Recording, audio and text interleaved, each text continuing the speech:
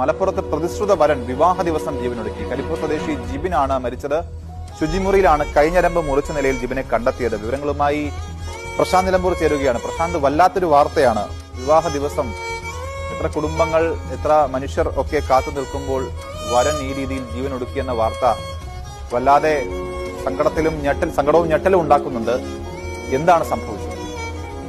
അനൂപ്, എന്താണ് മരണകാരണമെന്ന് വ്യക്തമല്ല, അല്ലെങ്കിൽ ആർക്കും അറിയില്ല. സ്വാഭാവികമായും ഇത്തരത്തിലൊരു സംഭവം ഉണ്ടാകുമ്പോൾ സുഹൃത്തുക്കൾക്കോ അല്ലെങ്കിൽ വീട്ടുകാർക്കോ ബന്ധുക്കൾക്കോ അയൽവാസികൾക്കോ ആർക്കെങ്കിലും ഒരു സൂചനയെങ്കിലും ഉണ്ടാവണം. പക്ഷേ ഈ ജിതിന്റെ കാര്യത്തിൽ അങ്ങനെയൊന്നും ഇല്ല എന്നുള്ളതാണ് ഏറ്റവും കൂടുതൽ ആശങ്കയുള്ളതിന് പോകുന്നതിന് ഒരുങ്ങുന്നതിന്റെ മുന്നോടിയായി ശുചിമുറിയിലേക്ക് പോയ ജിതിൻ കുറെ നേരം കഴിഞ്ഞിട്ടും വരാത്തതിനെ തുടർന്ന് വാതിൽ പൊളിച്ചു നോക്കിയപ്പോഴാണ് ശുചിമുറിയിൽ മരിച്ച നിലയിൽ കണ്ടെത്തിയത്. കൈഞ്ഞരമ്പ് മുറിച്ചാണ് മരിച്ചിരിക്കുന്നത്.